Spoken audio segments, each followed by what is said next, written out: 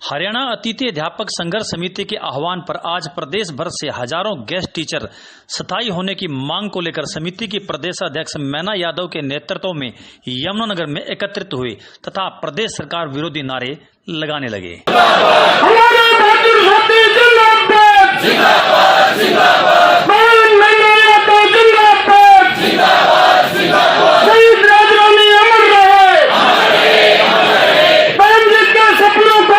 सत्ता में आकर गेस्ट टीचरों को रेगुलर करने का काम करेंगे और 7 और 8 साल के जैसे। लेकिन बड़े शर्म की बात है वो उस वादे को भूल चुके हैं। सरकार दोबारा सत्ता में आई है लेकिन उन्होंने हमारी सेवाओं को रेगुलर नहीं किया। केवल एक 58 साल का सर्विस रूल बना दिया है, एक्ट बना दिया है, जिसके अभी तक सर्विस रूल भी तैयार नहीं है। तो क्या मांगे हैं आपकी? हमारी एक ही मांग है कि गेस्ट टीचरों की सेवाओं को नियमित किया जाए। कितने समय हो गया गेस्ट टीचरों को निकाले हुए? गेस्ट टीचर निकले नहीं हैं। गेस्ट टीचर 16 साल से सेवा में हैं। लगभग 2005 में एडवर्टाइज के माध्यम से गेस्ट टीचरों को लगाया गया था और तभी से लगातार गेस्ट टीचर सेवा में हैं और 16 साल से एक ही डिमांड करते आ रहे हैं कि उनकी सेवाओं को नियमित किया जाए। तो आज जो प्रदर्शन किया गया है वो किस लिए किया गया है और कहाँ का प्रोग्राम है? आज का जो प्रदर्शन है वो शिक्षा मंत्री श्री कंवरपाल गुर्जर के घर का घेराव किया जाएगा, जुलूस निकालकर उनका पुतला फूंका जाएगा और यदि वो हमारी बातें नहीं मानते हैं तो कोई भी आक्रामक कदम हम उठाने के लिए तैयार हैं। पहले भी सरकार के खिलाफ साहब से पूछना चाहेंगे भी गेस्ट टीचर 16 वर्ष से आप उसी मुकाम पे है जिस मुकाम पे पहले थे, उनको अभी तक सामान्य सुविधाएं भी नहीं दी गई। इसके पीछे कहाँ नेतृत्व की कमी, संगठन की कमी या फिर सरकार की कमी? मैं किसी नेतृत्व की कमी को तो इसमें नहीं कहूँगा कि समय समय पर जब से गेस्ट टीचर जो जॉब में आए हैं लगे हैं, समय समय पर जितने भी संघर्ष हुए हैं, बहुत बड़ा हर एक नेता ने अपने टाइम में बहुत बड़ा संघर्ष किया है। लेकिन सरकार कहीं ना कहीं अपने मन में ये चीज़ समा नहीं पा रही कि ये लोग रेगुलर हैं और इन्हें नियमितीकरण किया जाना चाहिए। हमें शुरू से ही शोषित किया जाता रहा है, जबकि गेस्ट टीचर्स ने अपनी मेहनत के द्वारा सरकारी स्कूलों का मान सम्मान और बच्चों की संख्या बढ़ाई है, अपने खून पसीने से इन सरकारी स्कूलों को सींचा है। बावजूद इसके सरकार ने कभी दिमाग पर ये चीज़ एक पॉजिटिविटी से ली नहीं कि हमें इन लोगों के साथ जो है एक रेगुलर टीचर की तरह व्यवहार करना चाहिए या इनकी जो मांगे हैं वो मान लेनी चाहिए। एक फुटबॉल की तरह हमें प्रयोग किया गया सरकारों के द्वारा, जब चाहा जैसे चाहा दूसरे पाले में घेर दिया गया। कि गेस्ट टीचरों का कोई संगठन नहीं रहे, कोई दल न रहे, केवल एक ही लड़ाई लड़े, रेगुलर नियमितीकरण की लड़ाई। यही चाहते ना आप सभी? तो हमने फैसला किया, अभी शिक्षा मंत्री जी का मैसेज आया है कि जो भी आपकी डिमांड है वो मेरे सामने लेकर आओ। मैं एक बार सुनूं तो भैया आप चाहते क्या हो? तो यदि आप कहें तो एक बार 5 मिनट के लिए मुलाकात करके शिक्षा मंत्री जी से आते हैं। कार्यक्रम हमारा ये है कि यहां से हम शिक्षा मंत्री घर तक जाएंगे, घेराव करेंगे और इनकी शरीयत निकालकर शिक्षा मंत्री के कोठी के सामने बैरिकेड तोड़कर पुतले फूकने का काम किया जाएगा। ये कार्यक्रम हमारा यथावत रहेगा और ये लड़ाई आज तक। इस दौरान एक 7 सदस्यीय कमेटी का गठन किया गया जो कि शिक्षा मंत्री कंवरपाल के निवास पर उनसे बातचीत करने के लिए रवाना हुई। नितिन लांबा जी, इस कमेटी को शिक्षा मंत्री कंवरपाल ने ही बातचीत करने के लिए अपने पास बुलाया। प्रदेश अध्यक्ष श्री कृष्ण दासोल जी, कुलदीप जी, तो ये 7 साथी जा रहे हैं कि आपकी आज्ञा हो तो। लेकिन आपसे अनुरोध है कि व्यवस्था बनाए रखें। व्यवस्था बनाए रखेंगे आप? हाँ, तो व्यवस्था का मतलब है आगे पीछे। हमारे जो वर्तमान समय में शिक्षा मंत्री हैं कंवरपाल गुर्जर जी, कोने कोने से 22 जिलों से हरियाणा राज्य से अतिथि अध्यापक आज उनके घर पे पहुंचे हैं। तो मैं सभी बहन भाइयों का तहे दिल से स्वागत करती हूँ कि वो रोजगार के लिए, अपने नियमित रोजगार के लिए यहाँ इस धरती पे पहुंचे हैं। और मेरे पास विशेषकर महिलाओं ने इतनी कॉल की कि बहन जी आप एक कर दो। उसका उदाहरण आप सबके सामने है। प्रत्यक्ष रूप से सारे भाई एक हैं, कोई दूसरा, सिर्फ संघर्ष है अपने रोजगार के लिए। कोई इसमें लड़ाई नहीं हमारी, हम एक हैं, एक थे, एक रहेंगे, रोजगार नियमित करके लेके जाएंगे। और मैं सतपाल जी को ये मुझे उम्मीद है मेरे भाई से कि जब तक हमारी सीएम साहब से अभी मीटिंग है, वहाँ जा रहे हैं, तब तक आप यहाँ रहोगे और तब तक ही नहीं, अगर वहाँ हमें सही उचित दिशा में हमारे नियमितीकरण रोजगार के लिए सही निर्णय नहीं लड़ाई लड़ने के लिए सतपाल जी यहीं रहेंगे मेरे साथ बराबर, सारे साथ रहेंगे। सारे जो मेरे बहन भाई खड़े हैं, स्कूल में हम 15 सालों से बच्चों को बिठा रहे हैं। कितनी बार ये बात मन से आपको बोली गई है किसी दूसरे साथी के द्वारा, भाइयों बैठ जाओ। बैठने से सिर से आपकी संख्या मीडिया में जा रही है, उसके बावजूद आप नहीं बैठ रहे हो। बताइए कितने सवाल की बात है ये।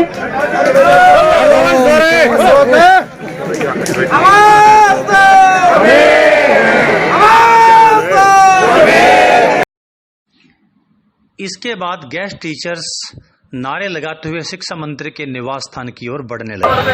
वो सरकार की सीढ़ी हिला देगा। साथियों, बैठ जाओ साथियों। हरियाणा सरकार मुर्दाबाद, हरियाणा सरकार हो बर्बाद, कमरपाल गुज्जर मुर्दाबाद, शिक्षा मंत्री मुर्दाबाद, वादे से मुकर गया मुर्दाबाद, मीडिया में झूठ बोला मुर्दाबाद, 1/19 से सारा सब कुछ लिया जाएगा, ऐसा कह करके मुकर गया मुर्दाबाद,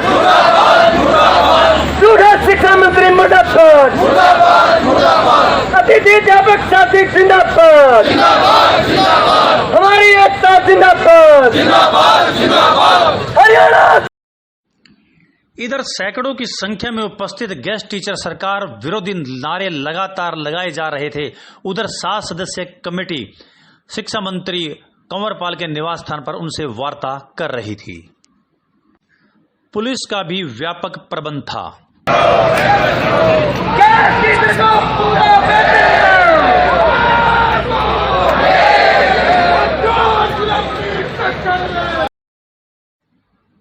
कुछ समय के पश्चात ही 7 सदस्यीय कमेटी शिक्षा मंत्री से वार्ता करने के पश्चात धरना स्थल पर पहुंची। उन्होंने जानकारी दी कि शिक्षा मंत्री ने उनकी प्रदेश के मुख्यमंत्री मनोहर लाल खट्टर से वार्ता 8 सितंबर को निश्चित करवाई है, इसलिए उनका यह अब प्रस्तावित घेराव का कार्यक्रम रद्द किया जाता है। जुर्म की टक्कर में बात ही सुनते मुर्दाबाद,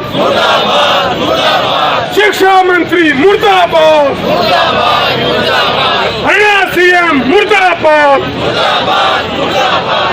सीएम मुर्दाबाद। मुख्यमंत्री का और बड़े शर्म की बात है कि मुख्यमंत्री जी से मीटिंग नहीं होती। देखिए आपकी सरकार में हुआ शिक्षा मंत्री जी कि गवाह इस बात कुलदीप धरौली जी, राजीव चंद्राखेड़ी जी बिल्कुल कही, तो उन्होंने कहा टाइम कंफर्म करिए पहले और हमें लिखित में दीजिए कि इतने बजे का टाइम है। लिखित में क्या करूं, मैं मीडिया के सामने बोल देता हूं। तो मीडिया के सामने उन्होंने बोला और अपनी तरफ से माननीय तहसीलदार जी को भेजा है कि मेरी तरफ से वहां बोल के आओ कितने बजे का टाइम है। माननीय तहसीलदार जी,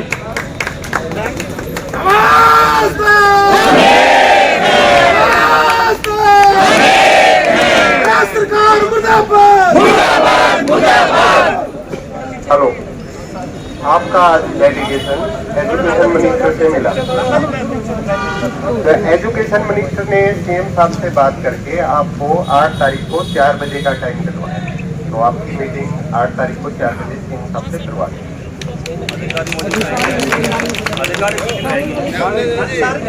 पर जो आपका संगठन है वो कल कहीं यहाँ पड़ा है, ये बात याद रखो। ज्यादा आपका समय नहीं लेंगे, जो कुछ वहां बातचीत हुई पूरी पिक्चर आपके सामने क्लियर होगी, कुछ भी आपसे छुपा नहीं होगा। आप शिक्षक हो, आप हमसे ज्यादा बुद्धिजीवी हो, आपके द्वारा जो हमें निर्देश होगा हम वही निर्णय लेंगे, आपसे हम अलग नहीं चलेंगे। हम आपके नेता नहीं, हम आपके सेवक हैं, ये बात याद रखनी है हमेशा। और बहन माना यादव जी के नेतृत्व में हमारी शुरू से ये कोशिश है, क्योंकि आज शिक्षा मंत्री जी से मिले ना, शिक्षा मंत्री ने भी एक बात कही, बोले तारे दूसरे ग्रुप वाला तो दिखे को नहीं, ये बात बोली गई शिक्षा मंत्री जी के द्वारा। हमने कहा जी अब कोई अलग अलग नहीं है, बहन जी ने सबको जोड़ दिया है। और सतपाल शर्मा जी और धारसुल जी हमारे साथ है, सतपाल शर्मा जी वहां बैठे हैं, मंच को संभाल रहे हैं। दिनेश शर्मा जी, सब साथी सब यहाँ पहुंच चुके हैं। 14,000 गेस्ट टीचर परिवार एक है और बंद मुट्ठी है भाई। अगर ये मुट्ठी खुल गई ना साथियों, ये मैसेज आपने पूरे हरियाणा में देना है। अगर ये मुट्ठी खुल गई ना, कुछ नहीं है, जीरो है। आज जो हमें शिक्षा मंत्री जी का समय मिला है ना, मुख्यमंत्री जी का समय 8 तारीख का मिला है, आधिकारिक मीटिंग का, जो शिक्षा मंत्री जी ने मीडिया में बयान दे दिया हो, थोड़ी देर में न्यूज चैनल में आ जाएगा। वो सब आप लोग दूर दूर से आए ना, आपके बलबूते पर मिला है। अब से पहले 5% का लेटर निकलने में 13 महीने लगे थे, पर आप थोड़ा सा गंभीर हुए ना, कितने दिन में बिना मांगे 11% का लेटर जरदेसी आ गया। जो आपका अधिकार था, जो लिखित में आपका अधिकार था, वो भी आपको दिया नहीं जा रहा था। क्यों? क्योंकि आप लोग गंभीर नहीं थे। यह सोचने का विषय है, हमें अपने अंदर झांकना है। देने वाला तो दे सकता है, हम लेने वाले में भी तो हिम्मत हो। जब लेने वाले में हिम्मत होगी ना, देने वाला तो फट देगा। साथियों, बहन मैना यादव के बुरा ना मानो कि इसमें खड़ा ऐसे बोल रहा है, ये बेकार नहीं है, इसे भी अधिकार है भाई। ये 15 सालों से पीस रहा है। हेडमास्टर से परेशान है। कोई हेडमास्टर ने कोई नाम नहीं लिया आज तक भाई, इस लड़के ने काम किया। और सरकार की नीतियों से परेशान है, जो हमसे वादा कर लेती है और मुकर जाती है, सब शब्दों में गाड़ियों में मुकर जाती है, मीडिया के सामने झूठ बोल के। ये आप देखते आ रहे 2018 से, एक बार नहीं, इस बहन ने अपने केसों का 2 बार त्याग किया अपने रोजगार के लिए। तो ये जो आज बिना कुछ किए, मैं आपको स्पष्ट शब्दों में बता रही हूँ, बिना कुछ किए यहाँ तक हम आए हैं। अभी तो हमने कुछ किया ही नहीं। जो 1.5 सालों से लेटर नहीं आ रहा था तुम्हारे दबाव से, 10 दिन के अंदर लेटर आ गया। वो लेटर नहीं, हमारा अधिकार है, सरकार खाए बैठी थी। वो तो 13 नंबर 4 में स्पष्ट शब्दों में लिखा है कि जैसे रेगुलर का डीए बढ़े, इनका मानदेय बढ़ाया जाए। ये तो मैं पता नहीं 2018 से पहले से सुनते आ रही, जब से एक्ट बना था। ये हमारा, ये जो मीडिया में चला है सरकार ने, देख लो आज आप लोगों की संख्या की वजह से सरकार ने तुरंत बुला लिया। आप जी कुछ ना करो, आप जो कहोगे वो हो जाएगा। ये सिर्फ आपके सहयोग से, आपकी संख्या से, आपके यहाँ पहुंचने से और दबाव से हुआ है। अकेली मैना यादव से नहीं हुआ। मैना यादव आपके आगे है, आप मेरे पीछे खड़े रहो, नियमित करवा दूंगी, मैं तुमसे वादा करता हूँ।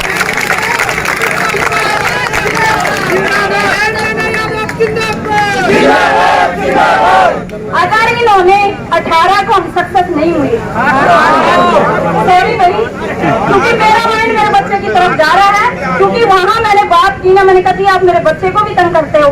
कभी कैसे, मैं कहा जी फोन आते हैं ना, जरूरी नहीं मैं ही उठाऊं, मेरा बच्चा भी उठा सकता है। अब जी बोलो जी, कौन, कहाँ से बोल रहे हो जी, किससे काम था जी, बेटा कहाँ हो आप, इस समय क्या कर रहे हो। तो ये चीजें है ना, ये बच्चे पे भी प्रभाव डालती। तो मेरा मन अब वहाँ है, क्योंकि टाइम बहुत हो चुका है बच्चे को छोटे हुए। तो इसके लिए सॉरी कि भाई मेरे शब्द इधर से उधर जा रहे हैं। दूसरी बात, अगर 8 को इस भाजपा सरकार ने हमारी बात को नहीं सुना और स्थायी सलूशन नियमित वाला नहीं निकाला, तो भाई हम यमुनानगर में तो कुरुक्षेत्र बना देंगे और करनाल का जो पीछे किया उससे भी बुरा हाल कर देंगे। ये नोट कर दें हमारी भाजपा सरकार। और जो अब हमारा जो बहुत सारी महिलाएं हैं, ये कुटुंब ऐप मेरे को नहीं भाई, ये सब का आपका है, आपके रोजगार के लिए है। क्योंकि उसमें मान लो आप जुड़ते हो, जाते हो, तो तुरंत उसके पास वो न्यूज जाती है। हो सकता है व्हाट्सएप पे ग्रुपों में जुड़े हुए हो, अपने ब्लॉग वाइज, डिस्ट्रिक्ट वाइज, उसमें तो हो सकता है कोई मेरा जैसा भाई शैतानी कर दे। इसमें शैतानी नहीं कर सकता, फेक न्यूज नहीं लगा सकता। तो इससे ज्यादा जुड़े, ताकि कोई भी मेरा।